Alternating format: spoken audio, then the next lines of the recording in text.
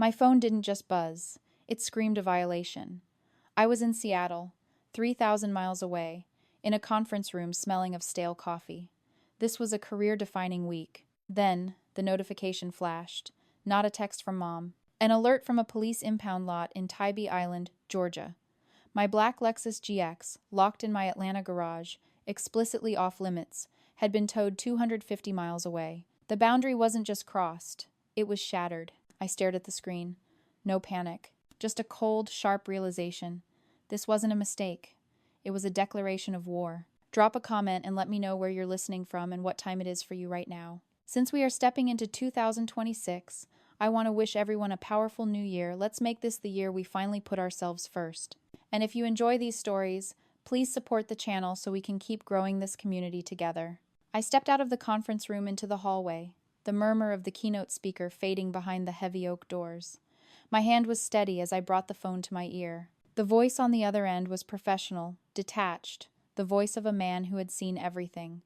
Officer Miller explained the situation with clinical precision. My Lexus had been blocking a private driveway on Tybee Island for 6 hours. When the homeowners called it in, the people returning to the vehicle, a man and a woman in their 60s, accompanied by a younger woman, had argued with the tow truck driver.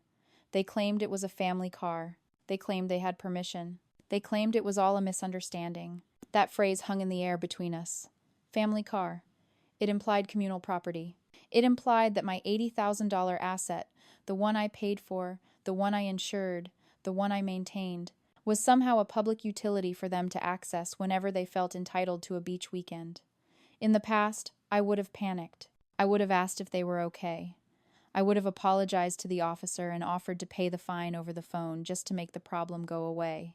But standing there in that hallway, 3,000 miles from the humidity of the Georgia coast, I felt a switch flip.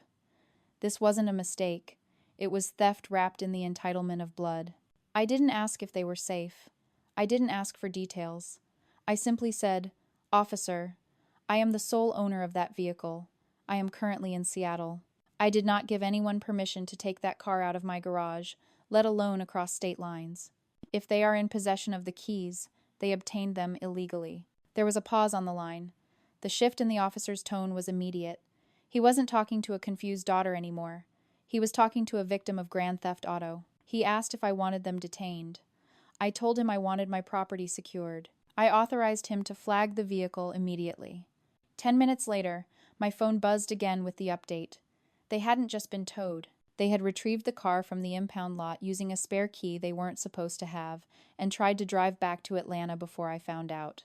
But they didn't make it far. Officer Miller informed me that a patrol unit had pulled them over on Interstate 16. My parents, Susan and Gary, along with my sister Courtney, were removed from the vehicle.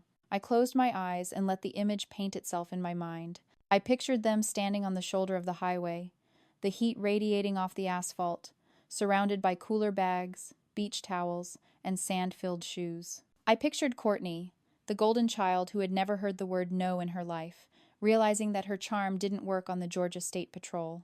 I pictured my mother's indignation, her belief that she could talk her way out of anything, crumbling as the tow truck hook descended for the second time that day. My phone began to light up. First Mom, then Dad, then Courtney, then Mom again. The screen flashed incessantly, a desperate Morse code of panic and rage. They were stranded 200 miles from home, likely with no way to get back, their luggage dumped on the roadside like trash. I didn't feel guilty. I didn't feel sad. I felt the cool, clean satisfaction of a ledger finally being balanced. I silenced the phone, slipped it into my blazer pocket, and walked back into the conference room. I had a networking lunch to attend, and for the first time in years, I had absolutely nothing to worry about. Some people might think I was cruel for leaving my elderly parents and my sister stranded on the side of an interstate highway in the middle of a heat wave. They might think I overreacted to a simple family misunderstanding, but those people don't know the history of the word no in my family. They don't understand that no isn't a boundary to my parents. It is a challenge, an insult they feel entitled to dismantle. Before I left for Seattle, I didn't just ask them not to drive my car. I explicitly told them the Lexus was off limits. I changed the code to my garage door. I took the spare key off the hook in the kitchen and locked it in a fireproof safe in my home office. I took these precautions because I learned my lesson 2 years ago. That was when Courtney, my golden sister, decided to borrow my previous car, a sedan I had just paid off, to drive to a concert she couldn't afford tickets for. She rear-ended a minivan while texting. The damage came to $5,160. When I presented the bill to my parents, my mother told me that making Courtney pay would damage her self-esteem. She called it a learning experience. She said family doesn't send invoices to family.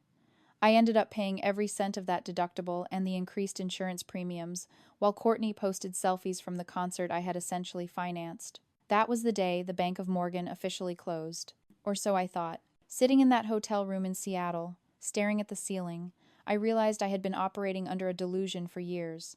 I had been trapped in the sunk cost fallacy of blood. In economics, a sunk cost is money that has already been spent and cannot be recovered. You aren't supposed to factor it into future decisions, but human beings are irrational.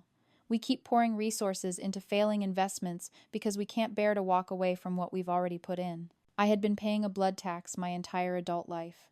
I paid it in silence when they forgot my birthday, but demanded elaborate parties for Courtney. I paid it in cash when I covered emergencies they created. I paid it in patience when they dismissed my career as a hobby while worshiping Courtney's sporadic, half-hearted attempts at employment. I kept paying because I thought if I invested enough, eventually I would get a return.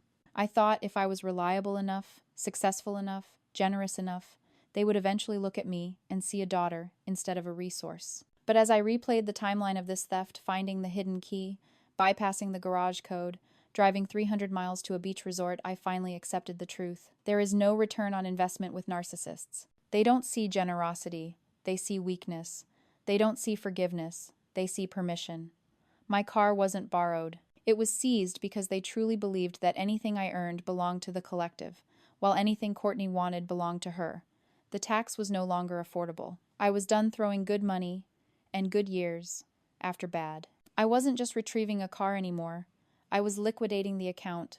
I landed in Atlanta on a Wednesday afternoon and took a rideshare straight to the impound lot. The guy behind the counter looked at me with a mixture of pity and boredom as I slid my credit card across the glass. The total came to $2,280.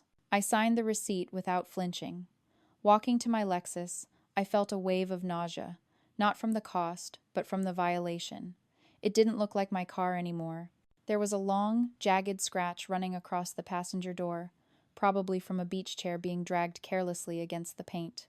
Inside, the smell hit me instantly, a sickly sweet combination of coconut tanning oil, stale fast food, and wet dog. Sand was ground into the floor mats. A sticky residue coated the center console. My sanctuary, the one place where I had total control, had been trashed. I drove straight to my parents' house. I didn't call ahead. I wanted to see their faces when I pulled up in the vehicle they had stolen. I parked in the driveway and walked through the front door. They were all there in the living room, Susan, Gary, and Courtney. They looked exhausted, their sunburns peeling, still wearing the clothes they had been stranded in. A normal family would have been mortified.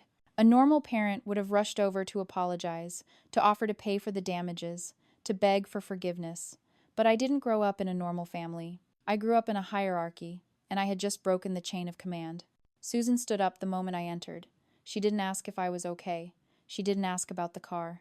She pointed a finger at me, her face contorted in a rage I had rarely seen directed at anyone but strangers. She screamed that I was selfish. She screamed that I had humiliated them.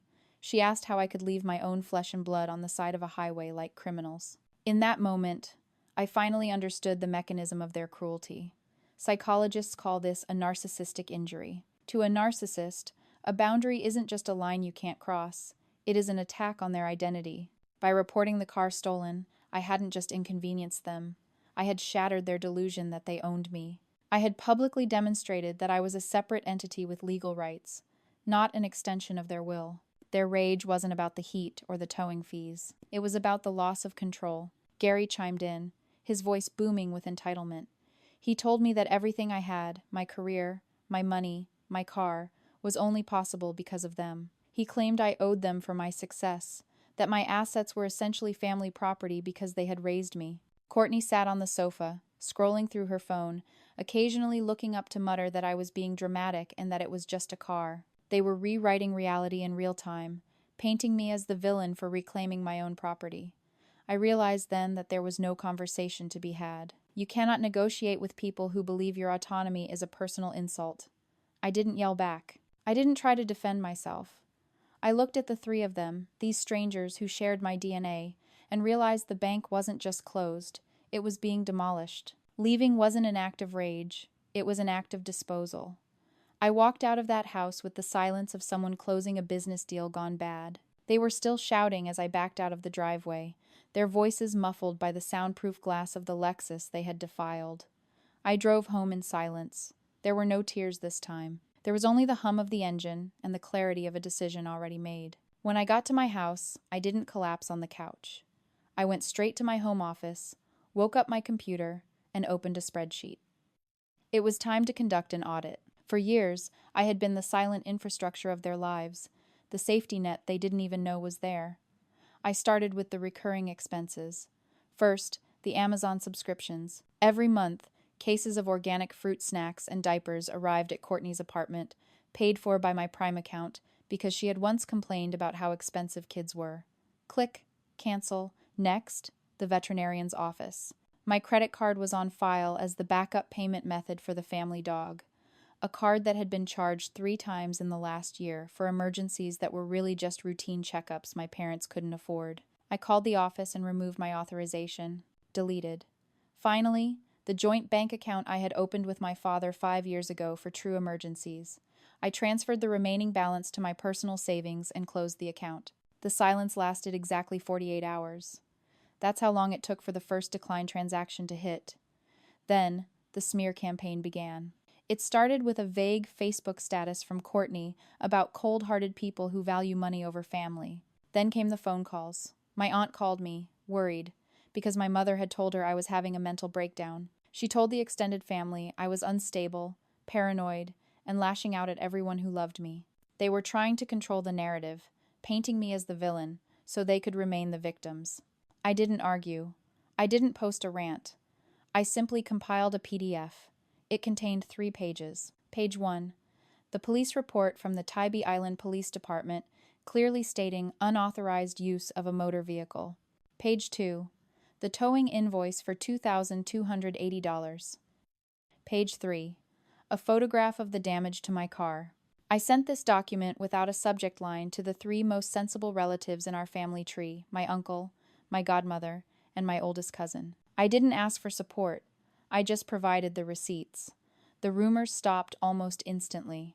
The truth is a quiet weapon, but it cuts deeper than any lie ever could. 2 days later, I was in my driveway with a shop vac, trying to exorcise the smell of my family from the leather seats of my Lexus. I was scrubbing a particularly stubborn stain of what looked like melted chocolate from the back seat when I saw it. Wedged deep between the cushion and the console, something white caught the light. I dug it out. It was a card, expensive cardstock, cream-colored with gold foil lettering. I opened it, expecting a receipt, or maybe a parking pass. Instead, I found a handwritten note. Courtney, it was so lovely to meet you this weekend. Your new car is absolutely stunning. Thank you for driving us to the brunch. We're so excited to see where things go with you and Tyler. Warmly, Mrs. Abernathy. I sat back on my heels, the card trembling in my hand. The pieces of the puzzle slammed together with sickening clarity. Tyler, that was the name of the new boyfriend Courtney had been gushing about, the one from the wealthy family in Savannah. They hadn't just stolen my car for transportation. They hadn't just wanted a free ride to the beach. They had used my Lexus as a prop. It all made sense now. The secrecy, the location, the specific insistence on taking my car instead of renting one. They were staging a life for Courtney. They were presenting her as the successful, wealthy daughter who drove an $80,000 SUV while erasing me entirely. To the Abernathys, I didn't exist. I was just the ghost in the machine, the invisible bank account that funded the illusion. In that moment, the nature of my sister's entitlement shifted in my mind. She wasn't just spoiled, she was hollow. This was the golden child phantom, a person so devoid of substance that she required the stolen skins of others to feel real. She needed my car, my money, my stability, because without them, she was just a 26-year-old with no job and a history of bad decisions. They had erased me to build her up. They had cannibalized my success to feed her fantasy. I looked at the card again, at the elegant handwriting thanking a thief for her hospitality. The anger that had been simmering in my gut turned into something colder, something final. They wanted to play pretend? Fine. I was about to turn the lights on. The next morning, my phone alerted me to a new transaction. Not an incoming deposit, but a withdrawal. $720 had been drained from a custodial savings account I had opened with my father when I was 19 and had long forgotten about. The notification was the final nail in the coffin of my family loyalty. My father, Gary, desperate to pay Tyler back for the towing fees and the rideshare costs he couldn't afford because he had spent his retirement playing the big shot, had resorted to theft. He didn't ask. He just took, assuming as always that my money was his safety net. I didn't call the bank to dispute it yet. I printed the transaction record. Then I drove to my office. I had barely sat down at my desk when the receptionist buzzed me. "Morgan, your sister is here. She's upset." Courtney was standing in the lobby, wearing oversized sunglasses and looking like a woman on the edge of a breakdown. When she saw me, she didn't apologize. She launched straight into the crisis. "You have to help me," she whispered, grabbing my arm. "Tyler wants to go to the mountains this weekend. He asked why I'm not driving the Lexus. I told him it was in the shop, but he wants to pick it up. Morgan, please, just one more weekend. I just need it for 2 days to keep the story straight until he proposes. Then I'll tell him everything. Please." She was begging for the prop back. She needed the costume to keep playing the character she had invented. I analyzed her, taking in the trembling hands and the desperate eyes, seeing the panic of an imposter whose stage was collapsing. I reached into my bag and pulled out a manila envelope. "Here," I said. She took it, relief flooding her face. "The keys?" "No," I said. "The receipts." She opened the envelope. Inside was the police report for the stolen car, the towing invoice, and the fresh transaction record showing our father's theft of $720. I had also included a cease and desist letter drafted by my lawyer regarding any further unauthorized use of my property or funds. "The performance is over, Courtney," I said, my voice steady in the quiet lobby. "You don't have a Lexus. You don't have money. And you don't have a sister who is willing to fund your lies anymore. You can tell Tyler the truth, or I will send him this file myself." She stared at me, the color draining from her face as the reality of her situation took hold. The prop was gone. The safety net was gone. She was standing on her own 2 feet for the first time in her life, and she was terrified. I turned around and walked back to my office, leaving her standing there with the evidence of her own fraud in her hands. The fallout was swift and brutal, but it wasn't my burden to carry. When Courtney finally told Tyler the truth, or rather, when she failed to produce the car and the lie unraveled under the weight of her panic, the engagement ended before it even began. The Abernathys, polite but discerning people, quietly distanced themselves from a family that staged wealth like a theater production. My parents were furious, of course. They called me every name in the book, accused me of ruining Courtney's life, of being vindictive, of destroying the family. But their voices were faint now, filtered through blocked numbers and ignored voicemails. The extended family, the ones who had seen the receipts, stopped enabling them. For the first time, Susan and Gary had to face the consequences of their entitlement without a safety net to catch them. They were isolated, not because I had turned people against them, but because the truth had finally been spoken out loud. I changed my phone number 2 weeks later. I hired a detailer to clean my car, stripping away every last grain of sand and every smudge of chocolate until it smelled only of leather and my own perfume. It was a symbolic baptism, washing away the last traces of their entitlement. Driving home one evening, the sun setting over the Atlanta skyline, I realized how quiet my life had become. There were no emergency calls demanding money, no guilt trips about missed birthdays, no anxiety about what boundary they would cross next. The silence wasn't lonely, it was peaceful. I had spent years trying to buy their love, paying a tax that only increased with inflation. Now, the account was closed. I was the villain in their story, yes. But I was finally the hero in my own. And as I merged onto the highway, putting distance between myself and the people who had tried to erase me, I didn't look back. I just kept driving, safe in the knowledge that the only person in the driver's seat was me. If you've ever had to burn a bridge to keep yourself warm, hit that subscribe button. You're safe here.